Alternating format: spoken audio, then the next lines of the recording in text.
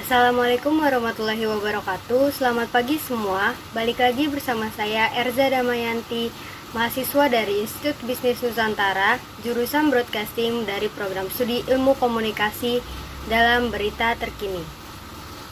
Belum lama ini muncul berita terkait kota penghasil susu pertama yang ada di Indonesia.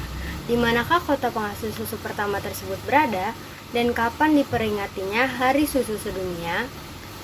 Dikutip dari kompas.com bahwa Hari Susu Sedunia diperingati tiap tanggal 1 Juni. Di Indonesia, Lembang merupakan daerah penghasil susu pertama di Indonesia. Bagaimanakah bisa Lembang menjadi kota pertama susu di Indonesia? Dan siapakah yang mengatakan bahwa sapi perah impor pertama dikali masuk di Indonesia? Menurut dosen Departemen Sejarah Universitas Padjadjaran, Fadli Rahman, sapi perah impor pertama kali masuk Indonesia yang saat itu disebut sebagai Hindia Belanda pada abad ke-19.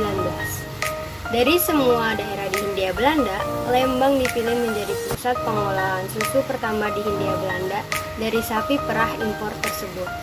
Sapi impor didatangkan di Lembang, lalu di beberapa daerah Hindia Belanda. Namun fokus awalnya memang di Lembang, ujar Fadli dalam berita kompas.com. Awal mula sapi perah berada di Indonesia bermula sejak kedatangan bangsa Eropa, khususnya Belanda ke Indonesia.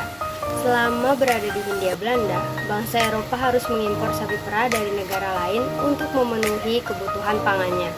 Kegiatan impor tersebut harus dilakukan mengingat populasi sapi perah yang sangat sedikit di Hindia Belanda. Mengapa Lembang dijadikan sebagai tempat budidaya sapi perah dan penghasil susu pertama di Indonesia? Hal tersebut karena para peneliti asal Belanda diketahui sudah mengamati iklim yang ada di Lembang. Karena Lembang memiliki iklim yang cukup dingin, dan Belanda memilihnya sebagai daerah pertama untuk membudidayakan sapi perah milik mereka. Demikian berita terkini dari saya. Wassalamualaikum warahmatullahi wabarakatuh. Sampai berjumpa di lain kesempatan.